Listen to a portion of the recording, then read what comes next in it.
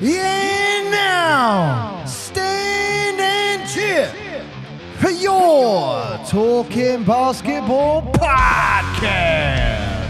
Hello and welcome to another edition of Talking Basketball podcast. I am Mark. I am Paul. Hello. Hello.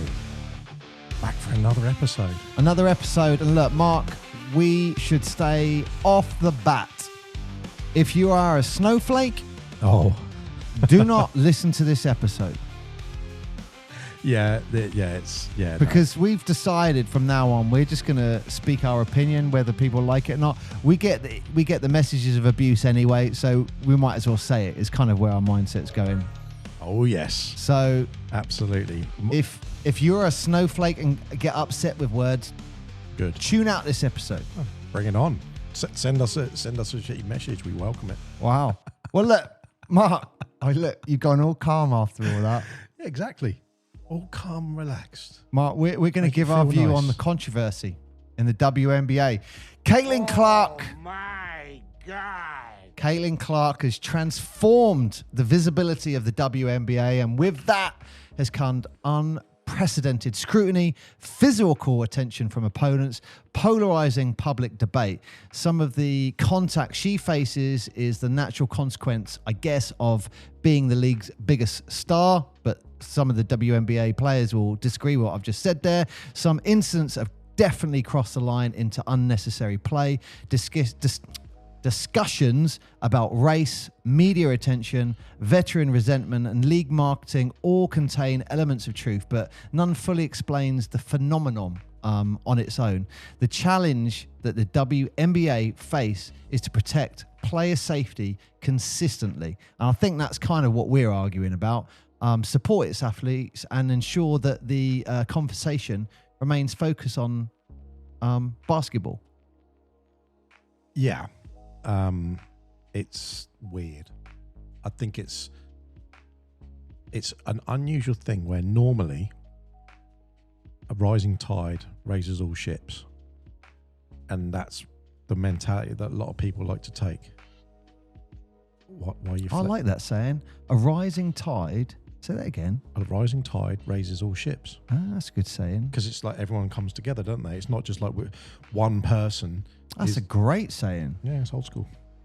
And I like my boats, you know. In fairness, that is a really good saying for the WNBA. The whole entire profile should have been raised, which it has, but you are welcome. There's lots of jealousy, I think, that comes with that. Yeah. So initially it was a case of you had the jealousy of, well, she didn't just create the league. We were here first. And you go, yeah, we're not saying that. It's just that she's brought a spotlight to them. And then it was whether it was social background, status, race, religion, no matter what it was, that the people decided to focus on that day.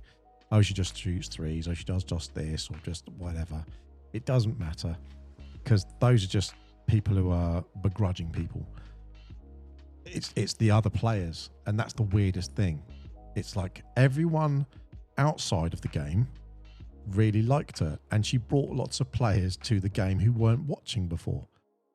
So that's a good thing. And they were selling out stadiums. When I've been to a WNBA game, and I went to a WNBA. You saw Minnesota, wasn't it? It was Minnesota versus Seattle. Nice. Yep. And it was in the Target Center. Big up Target Center, although it's pretty old now. But that's 2019. Wasn't that busy, not going to lie. How many would be there? Like 2,000?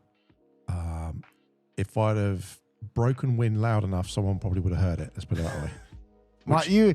Which you could not. If I'd you'd have been ejected. What? No. But all I'm just saying is, it was when you would have upset someone. Let's just say that the price of tickets were extremely reasonable. It was a case of how much was the ticket? It was like, shall I buy a meal at McDonald's or shall I buy a ticket to go watch really? the game? I think it was like $30-something that I paid at the time for a ticket. And so like £20? Yeah, I was in the lower bowl, maybe halfway in. Let's put it that way. Oh, wow. For £20? Jeez. For like about $35, I think it was at the time. It was really not a lot. If I wanted to go courtside for one of the games I looked at, it was like 120. And that, you go, Yeah. Why didn't you go courtside? Why would I want to? For $100 just to be courtside. So I took something away from that game. I remember you focusing. I remember you telling me when you came back, you were really focused on the shooting. It was weird because in the game versus in the warm-up, you saw them in the warm-up and it was like their shooting was phenomenal and they were great and they were moving around, and you know the ladies who were playing in like the sort of in the key roles were like 6'7", big, strong, and they, you know, you go, I would not be able to take a body on them. They would absolutely flatten me and score like they all day long. Like they were athletic ladies, but it was the shooting, and that was the bit that I thought, well, that's kind of interesting. Then when you came to the game, there was lots of people like driving in and doing stuff, or setting up and posting up, and you go, it kind of was. It's kind of your first experience of women basketball. Yeah, because it was, and it reminded me a lot of the kind of basketball you played in youth, where you were like setting up, everyone's posting up, everyone's like those sort of things, and you go, okay, all right. And then their shots were really, really good, but there was something missing from the game, and it wasn't just the physicality. And I think that's important, because now fast forward to this incident recently with Caitlin Clark, and people have been moaning about the physicality in the game, and you go, well, that's what everyone wanted. It was what everyone wanted, and it's really good. But I think it's the I think there's a difference between physicality, aggression, and I'm going to hurt you. And what? No, I don't agree with you here. What? I don't agree with you. Shock horror. Oh, right. I think there's something really, really, really, really basic, fundamental, a very psychological thing that's very human to us. What? It comes down to the women going to war scenario. What's that? You said there's 100 men, we're going to send them to war to defend our country. Fine. There's 100 women, we're going to send to war to fight for their country. There's always been this ethical thing that, actually, we don't want to do that. We'd rather send men, because we don't want to see women have physical violence asserted onto them. There's a whole thing going, you know, that's why for years a lot of the armed forces around the world have had, you can't get ladies in certain roles like on submarines and so forth, because of those sort of scenarios. And some of it's massive sexism and it's ridiculous, but other things, there was just this fundamental thing of like, we don't want to see our daughters go to war, but we're quite happy for our sons to. And it goes back, you know, thousands of years. It's not a new thing. So it's the same thing. It's just in sport, because, you know, we talked about this on other things. Sport nowadays is kind of like modern. It's like going to war, but on a very small geographic level. It's like my team is against your team. They're clans. It's a warring thing, but in a sporting way. But the glasses have come out. It looks serious now. But I think it's to do with that. And now the WNBA has got very physical in certain things, and they've tipped the cat a little bit too far, and people aren't ready for that. I just think, well, look, we're doing this, let's talk about the incident. So the incident happened June 24th during an Indiana Fever game against the Phoenix Mercury. In the second quarter, Elisa Thomas made contact with Clark's throat and neck, kind of like drawing a fist as they were going for a loose ball. Now, I wasn't too... when we spoke about this, and I told you about it to check it out, the officials, they didn't call a foul during the game, and after reviewing the play, they upgraded it to a flagrant 2 foul and retrospectively suspended Thomas for 1 game. But that wasn't the bit that bothered me, like the throat punch, because... And I said this to you, it was, obviously we did our masters in psychology together, and it was Caitlin Clark's body language after the throat that, I don't want to say worried me, but I just went, that's a problem. And if you look, she really, you know, when we were doing it, you talk about, I don't want to say abuse and stuff like that, but it's where someone... knees come up, they're completely protecting their face, like, you know what I mean, complete protection. During this step over moment, the fetal position, isn't it? The fetal position, she went into that, and it was fight or flight moment, and I actually felt sorry for it. In that little moment, I felt sorry for her because I was like, damn, you look really defenseless there. And no foul got called. No. And you're looking at it going, man, you get punched in the throat. I don't feel like that. When you slow it down, it looks like a punch, but I don't think it was an actual punch. No. But I feel sorry for Caitlin Clark. Yeah. She is up the top of the league. In the top of getting fouls most games. Yes. Now, I will say, in against her, she does tend to exaggerate contact sometimes, which I don't think goes in her favour and possibly frustrates the opposition. She definitely does but she is among the leaders in fouls drawn. She does the whole SGA thing. It's the bit of her game I really hate, and it's the thing in modern games where they're looking for the foul, they're looking for the contact, they're going to drive in and do that like little dip and just lean ever slightly, so they go, oh, I get a contact, oh well, I've got the and one regardless. And I've seen clips online, and if you're one of these coaches, stop doing it because you're a dick, you're ruining the game, where they're teaching kids and teaching players, go for that shot, but look for the and one as well. And you go, if you're going for the shot, go for the shot. Don't go for the shot while hoping that you get a foul at the same time, because you're not committed to the shot. Go for the shot, or go and milk a foul. Just do one or the other. You can't do both, because all it comes off is they shoot badly and then they flop everywhere. And it's pathetic. It's ruining the game. This is what bothers me, is she's league leaders in fouls drawn. But what the WNBA don't keep in stats, they do not publish these stats, is anything to do with hard fouls, flagrant worthy contact received, uncalled contact, off-ball physicality. None of that stuff gets recorded with data. However, if we're speaking objectively, bet someone's gone through it.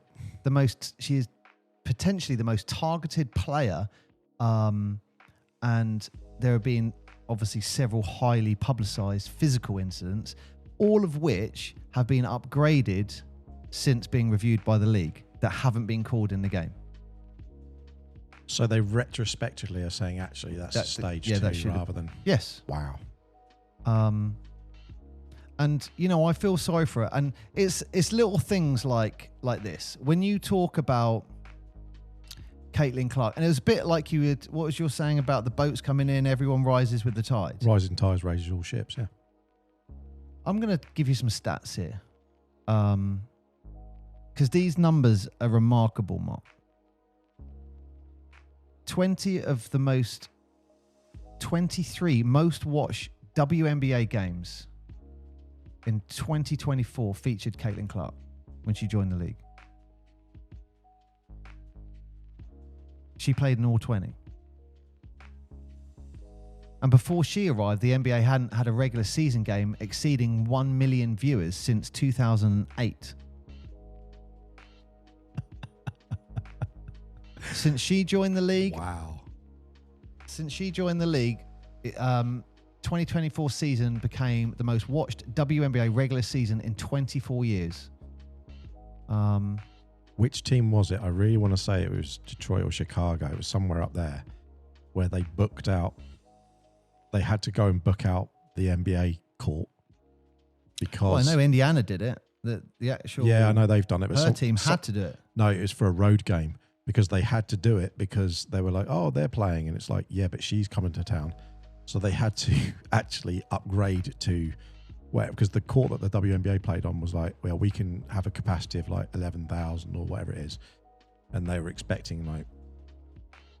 No, you're 100% right. WNBA games averaged just short of 16,000 fans when she played. Games without her, 7,500. There we go. And they literally had to change to... That's 105% higher attendance when she's on the court.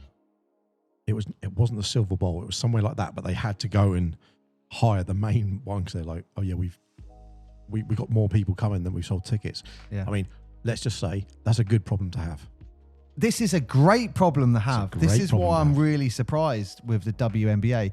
They released, I believe was it this week, last week, a 30-year anniversary poster of their all-time great players. Now let's talk about what we're talking about. Like in her first season, she accounted for roughly 1/3 of total league attendance, despite playing for just one team. Wow, but she does not get in the 30-year all-time great players. Do you know who does? Angel Reese. For what? What she achieved? And what she achieved? I will say about Angel Reese, I think she's an amazing character in this whole saga. She's a great character of, when she taps the ring and stuff like that. I think it's great television, isn't it? You're building up this rivalry. Like Jordan needed a Reggie Miller, Magic and Bird. That's the rivalry. Vader and Skywalker. Like you need that anti-hero, and she was great at the anti-hero. Couldn't convert a free throw or a layup half the time. But she was, she got loads of rebounds. Half of them were hers. I don't see there are other players that have done more. They weren't getting over 1 million views. This is I'm just grabbing random stats from last year. 2.56 million when they played Liberty. 2.49 million when they played the Wings. Home teams regularly recorded their largest crowds of the season. Now, so you can't say she hasn't transformed the league. The business metrics support that. Of course. What if though? But the debate is whether the league has done enough to support and protect the player. No, not at all. No. I'm not saying we're going to go and do a Jordan, but when you see that moment where I was like, man, she's in the fetal position that looks bad. Yeah, she's had a couple of seasons of just those. What was it last season, wasn't it? When that girl went over and fouled her, and then all the other team were high-fiving her. Yeah, I fouled her. And then it's like, and they were like, yeah, that's right, go in and just foul her hard. And you go, I don't know. So my only thing is, none of us know any of these players. So what if she is actually an a-hole and she is the actual villain? It's just that she's nicely spoken and does perform really well. But what if she actually is the villain? Imagine that. That's a plot twist and a half, isn't it? It is a plot twist. Now, look, Mark, I'm going to say this, and this will upset people. So if you are sensitive to words of an opinion, turn off now. Right, that's your warning. Don't send me messages that you're upset. Wow. I strongly believe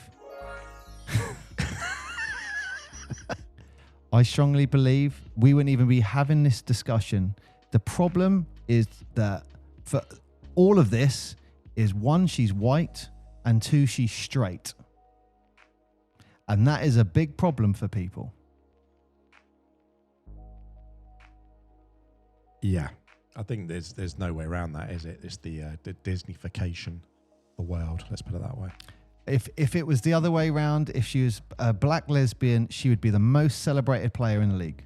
Yeah, of course. And I'm not saying great players get targeted. Michael Jordan, LeBron James, Steph Curry. That comes with that stardom, that physicality. But there is a line that is being going over with her. It's really clear. The off-court hate is really clear. The on-court hate is really clear. They're going for her. They're hitting her. And it's just like, it comes across like pure jealousy to me of, you know what? I had to ride the bus. She's come in the league and she's running around in a plane with her team. I'm jealous about that. So I'm going to go and beat her up. That is the sad bit, that all of the players and all coaches, I think if I'm right now, her coach is actually now stepping up and actually being a bit vocal now, saying, hang on a minute. Yeah, she kind of said this is getting too far. She's now actually, when you were mentioning about it, I thought, I'm sure the coaches, I've seen something about the coach saying something. I didn't put two and two together. But yeah, she's now getting vocal saying, hang on, this is now a targeted thing, and it's a bit boring. the stupid thing is, it's like, why are they all shooting the postman? It's like all of you are benefiting it. You're all acting. All going to get pay rises. You are all acting like you're superstars. You're all acting like this, and this. And you go, this doesn't seem right. Because if she, what if she left? What if one of these things happens and she gets an Achilles injury? And that's it. She's out for 2 seasons. She does a KD. So she's like, does a Durant and goes, that's it. I'm out for 2 seasons now. I think the biggest risk is her leaving the league and going playing in Europe. Saying, right, I'm off. She's making more endorsement money than she is from the league. She could say, right, I'm off. I'm going to go and play in Europe. Yeah, her endorsements dwarf every could play in WNBA Russia, salary. as long as she doesn't take drugs. Yeah. And then she can come back. But her in terms of like stats and stuff on court and everything, and the money and everything that would follow her, would that money still be there in other countries? I don't know, maybe. The problem that I see with it is whether she's, I don't know, she could be deeply religious. She could be super racist and stuff. I don't know her. I've known nothing about her in that respect as a person. But in terms of, is she one of the best players? Yeah. So I would want to compete against her because I want to be one of the best players. And also, you have to not compete an amazing defender. No, so it's one of those things. Defender. It's like you could really go at her when you got the ball. Yeah. And that's where you could have that like dynamic. I mean, because Angel Reese, they don't go up against each other because you can't in the post. But you know what? I think, and going back to what I said, I think the fact that she's white and white athletes like that often receive a disproportionate amount of media attention. Yes, 100%. And I think that's probably what are pissing some of the WNBA players off. Of course. But I think that highlights, no, not highlights. I think it reflects racial bias in America. Let me answer this with tennis. So tennis recently is quite popular and become more and more popular over the years. Obviously, you had... Some would argue it's just a more hyped up version of badminton, Mark. Some would say that. They wear better skirts, though, so there is that. But what they're doing literally right now, they're talking about boycotting the media attention.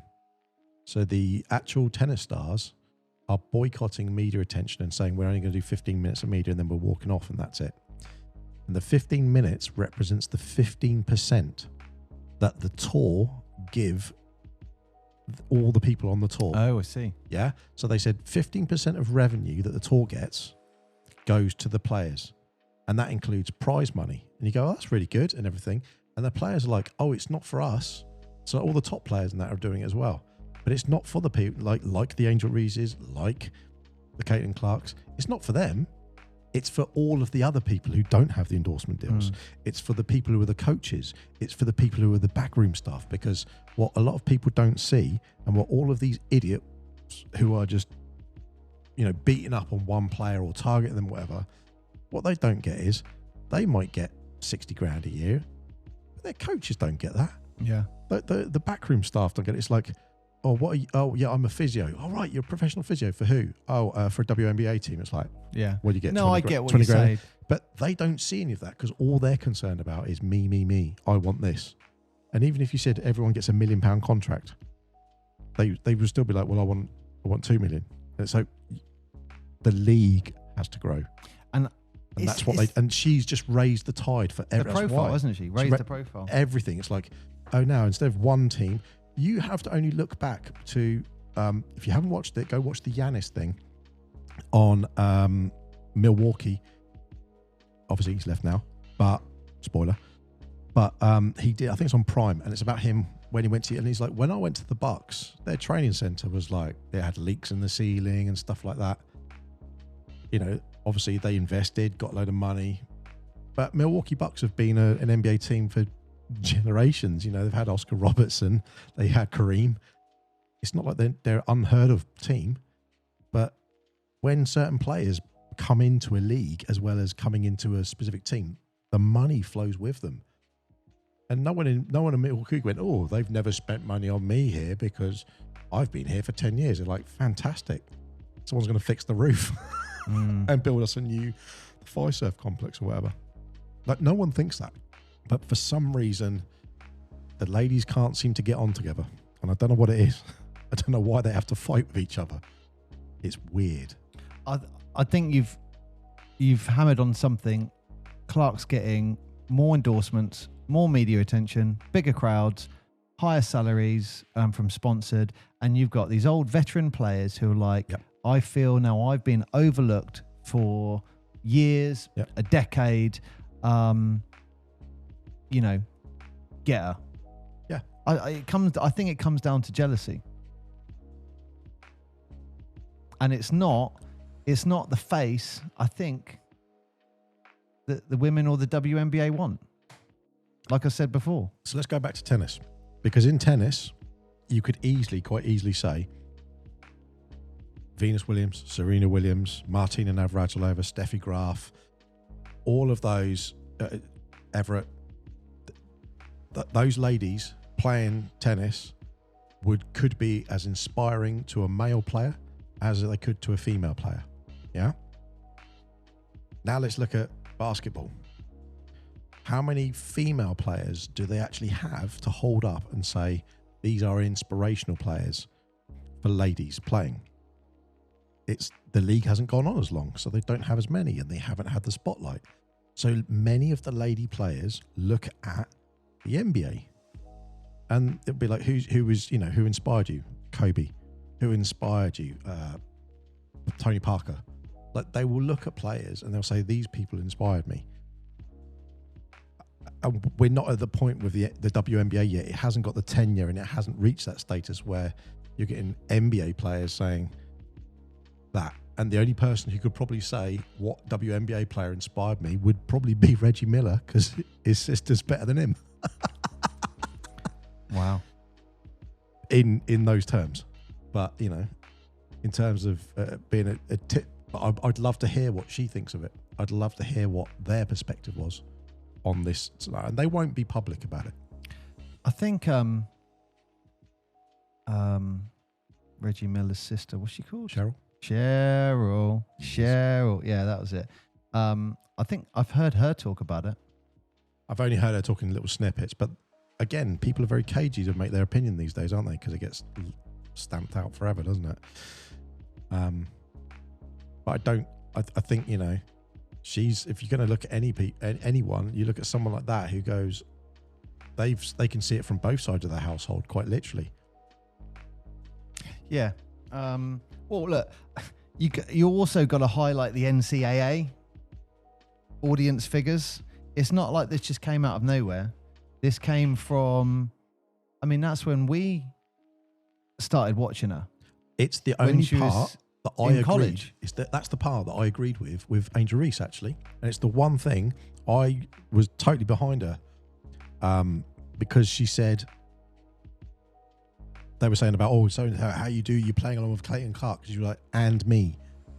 Like, I'm on the court too. She was saying that, and you go, yeah, she's right, because she was playing the villain role in something, and she was doing well, but she was playing that. She definitely is playing the villain role, isn't she? Yeah, but the villain makes the other person better. You can't, imagine James Bond. If there was no villain, it'd be like, guy in tuxedo just wanders around. Yeah. That if you don't have the villain, you don't have the hero, and you can't. And if you want to be the villain and you want to lean into it, Reggie Miller knew he was the villain, but he leant into that, and he's like, I don't care. And everyone loved him for that. Now Reggie's adored. At the time, everyone was like, hate him. Kobe, everyone now talks about him, obviously posthumously. But Kobe was an arse hat. He was an arse hat. Yeah, he was. Kobe was not a nice guy. Kobe was not a nice person or a nice player or anything, was he? Kobe was, get out my way. I want to win. I want to, look at if none of you have ever seen it, Go and look at the clip from the Olympics when he plays with Pau Gasol, one of his very good friends, close friend with his family, played on the Lakers for years. He's like, I'm running through his chest. And everyone's like, nah. And then he just put him straight, and he's a big guy, and he put him straight on his back, and it's like, Jesus, okay, he's not messing around. It's like he turned it on. And so that's where the WNBA will get to. But they've got to go through this kind of physicality first, I think. I think I'm here for it. I think the media plays a big role as well. Like every conflict is amplified, every foul, every quote, every social media post, but is another headline, and that can make, I guess, a normal sporting rivalry seem much bigger than it actually is. So I do think there could be something there in that between Reese and Caitlin Clark. I don't believe that will ever be solved. I think the way it gets solved is with a third party. Because my gut is, you mentioned Pistons, with them winning. And then you talk about the Bulls winning, and then you talk about Houston winning. There's always another player in the wing. There's always, when Sabrina played against Steph and they did 3-point competition, Sabrina's a phenomenal player and phenomenal 3-point shooter. Not if she plays boys and 15 years old in Philippines, Mark. She gets a bit angry with them. Gets a bit annoyed when they're playing defense. Yeah, doesn't like that too much. But have you seen that clip? You know what I'm talking about? Oh yeah. We've seen that. It's like, you got to play it my way. No, this is how we play. Look, you were warned at the start of this episode. Yeah, 100%. But I don't think the WNBA is doing enough. No, it's not. But here's to protect excessive physical play. And when you talk about the players, we need to get paid. It's like, okay, like, I'm talking pre-Caitlin Clark. I don't know the stats to this moment, but pre-Caitlin Clark, you were bringing no revenue. Like, everything was minus. Everything was in the red. It cost them money to have that league, to have a team.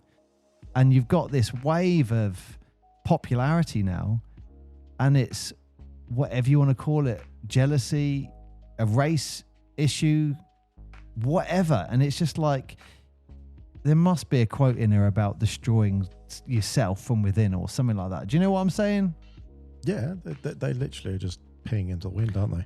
I think when she leaves the league, where she goes to 3v3, Europe, Russia, whatever it is, or gets injured, imagine she gets a big injury and goes, right, I'm done. She's going to have a lovely life. That's when in the ratings drop, that's when I go, we dropped the ball on that. No, I think it's already there. That is my whole view on this. When you said we'll do this as the podcast, I was thinking about what is my opinion on this, because I'll be honest, in truth, I don't care. I know we got a bit fed up with it, all the bitulisms, and we were like, oh God. I'm past it now, and that's the thing. I'm so past that, and I'm not trying to be deep or boring now, but the world we're in at the moment is quite negative. And, we're in the UK. If you listen from abroad, thank you very much. We massively appreciate it. Go check out socials, thumbs, likes up, and all that jazz. But in the UK, we've had so much turmoil.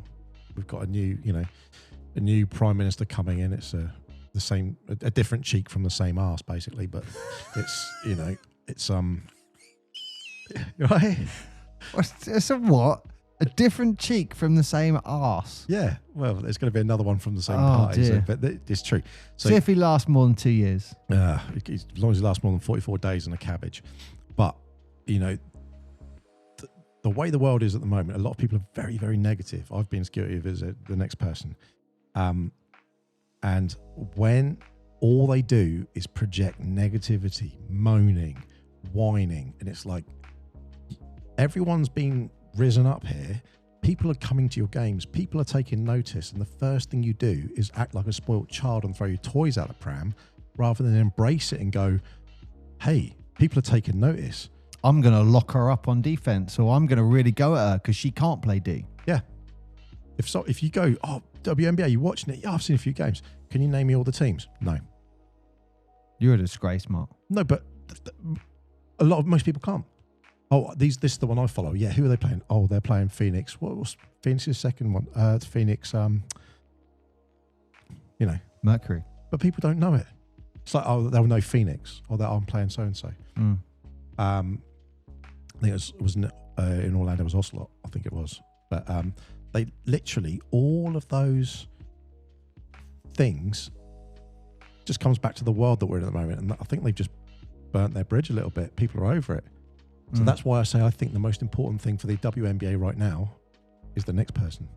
Who is the next I always see what you're saying Clark? now. Who is the next person who's coming in? Who's the next one? Who's the next Angel Reese? Who are those people that are coming in? They've highlighted there's a young lady who they're highlighting that's already breaking records in I think AAU. I will say, especially, they need to be careful in a sense that you can't force all this stuff. I mean, look, her popularity came from an extraordinary college career, long-range shooting, record-breaking scoring, this new exciting style. And rivalry. Massive NCAA television audience before she even entered the WNBA. So this isn't anything fortuitous that's happened in the WNBA. This is something that has followed her in her career years before this moment. And do you remember the interview that went through where someone said it's getting a bit noisy in the crowds because there's all these people coming to the stadiums and it's a little bit distracting? What? Someone said that in the WNBA? Yeah. Oh, this is like it sounds like UK referees. So literally, it was, we got a whole thing on referees. But they were complaining about it. Now, what was brilliant was... Stop cheering! Well, it's got to be silent so you can hear me. The best bit was that they did a moan, and like anything nowadays, they moaned. And then, of course, people started snipping it and using, this is what this person said. So the clips that most of us might have seen going around was edited. And there was a little bit more to it than that. But she still was moaning at the fact that games are noisier. There's a lot more background. It's not the kind of game that they entered into. And you go, hold on a second. You want the benefits, which are the money, but not everything that comes with it. So how do you think you get money? Fans and TV. That's it. No one was coming to your games. Now they are. And you're moaning about that. It's like, bye. Like, we're done. Yeah. And that's the whole... you want to be talked about. Now you're being talked about. And that's the thing. It's like you've given someone the opportunity. It's like someone's gone and done a song, and they said, I like your song, and I'm going to copy your song exactly. You go, great. That's the blueprint. WNBA, NBA. There's the blueprint. And then they go and do some awful cover, sing it out of tune backwards, upside down, under in a bath. Like, what are you doing? Like I said to you, I just don't think Caitlin Clark fits that profile that the WNBA want to get behind. And I think that's really, really sad. And when you talk about massive media marketing mistakes, I'm not going to go into it, look it up, but look at Bud Light and what happened with that. You know, there are ways you can destroy your league. And the American audience is very unforgiving. And I think that is one of the greatest marketing examples of something that goes really, really bad and people just like forget it. And I just think I agree with what you say. It should, I'm not saying protect her. I'm saying call the fouls and treat everyone the same. When there's an excessive foul, call it. You know, when I'm going to say, let's go back 20 odd years or so when the All-Star game was decent. Now it's a dog and pony show. But before that, it was a case of, you know, when Kobe was marking Jordan and everyone's like, oh, this is going to be one of Jordan's last. He's up on him. He's like, absolutely not. I'm going hell for leather against him. It's my chance to play. And, you know, people would wear their own jersey. We talked that before. But also people would go for it and they'd really... Can you imagine an all-star team with all of these ladies all playing together. I can't see any of the teams of anyone who plays on another team getting on because they all just moan and hate each other. And they go, I don't see. It's not an attractive thing, is it? No one wants to watch it. Yeah. And it's like, what are you there to do? At the end of the day, everyone in sports, whether that's the World Cup's going on right now, you're an entertainer. You're there to entertain me. The result of that game does not impact the world. Yeah. It has no bearing on the world, on anyone's lives. It's a sport. You're an entertainer. You are the equivalent of a court jester or a clown. You are there to entertain us. We give you money, entertain me for 2 hours, and then I'm going home. And I might have a burger on the way. And for some reason, a lot of the professional sports players seem to think it's more than what it is. It's like, it is just sports. And with all the TV deals that are going to slowly start coming to an end because no one watches TV anymore, the NBA's was one of the last big 11 billion for 10 years. Wow. That's one of the last big contracts we'll see. Do you think the WNBA should be doing more to protect Caitlin Clark? Because that's tricky, because you could amplify people. No. But they should call fouls when it's a foul. Correct. And that's kind of what we're saying. I actually really like the aggression the WNBA is going in. I really like it. It's just that when it crosses that line, it's like, look, you guys are supposed to be professional referees. Call it. You mentioned about this topic, and I looked when up. You've got someone in the fetal position, there's a problem. Like, I asked. It only happens for a fraction of a second, but when you go and watch it, and you'll see it. No, That's I what saw I it said where to she you. does that cower, yeah. I just thought that was. Imagine you took a screenshot of that, and you put that out. WNBA. Well, just remember, it was Allen Iverson doing the step over. I think it was Tyronn Lue. He obviously used to be the Cleveland coach, but Allen Iverson did the famous step over him. Yeah. When he played for LA. That was the finals. That was a really threatening behaviour. Philadelphia Lakers finals. Do you know what? I can't remember the game off the top of my head. I think it was. But I think it was. That is a very famous step over, and everyone's like, "Oh my god, that was threatening behaviour." It's this, that. And he goes, Allen Iverson. He's like, size comparison is not threatening. It's just, it is what it is. That's part of the game. So, in that, I think it's a great lesson for Caitlin Clark, because you go, if you see Caitlin Clark and you say, how would you describe her? People say she's generational talent for outside shooting and for passing and spacing the game. But as you said, crap defender, like terrible, And we've seen lots of the NBA players are exactly the same. So Luka, terrible defense but great offense. There's loads of players who do that sort of thing. So that's not uncommon.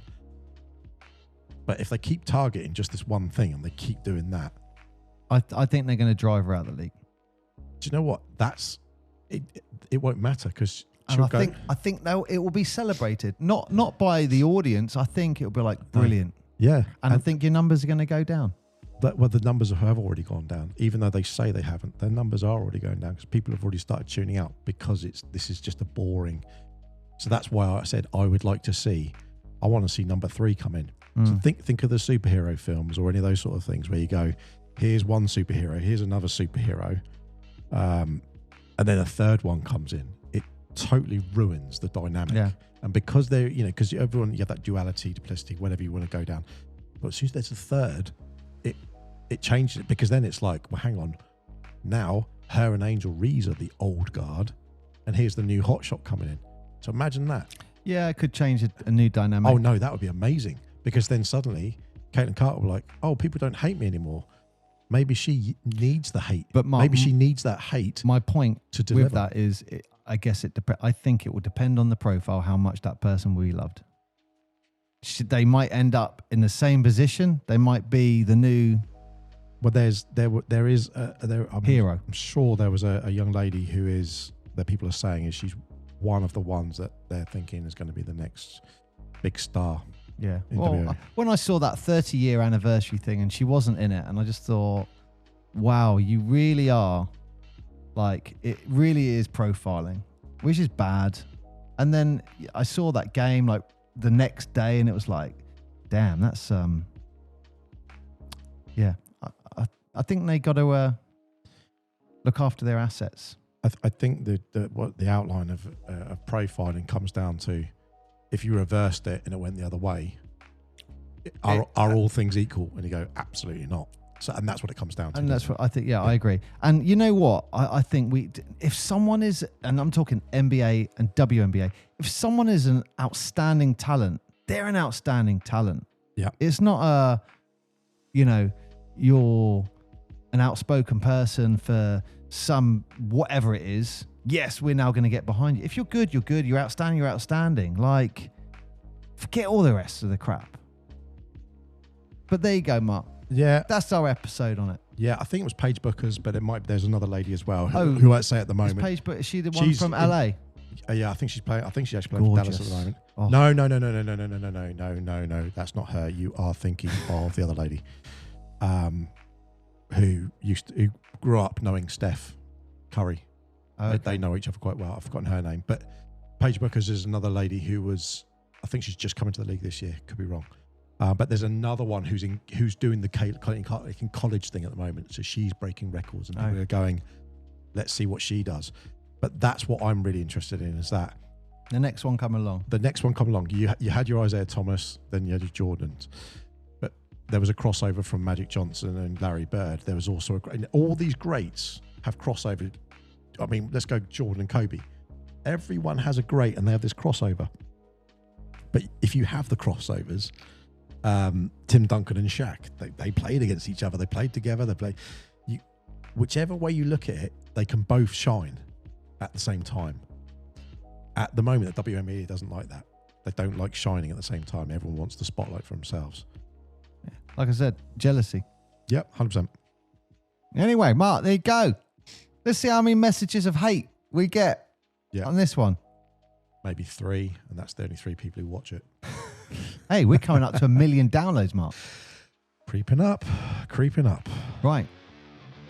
So if you want to go listen to some of our back ones, about 200 I think we've done now. There's quite a few episodes. Go back, check them out, and go check us out on Talk Basketball Podcast, online, on socials, etc.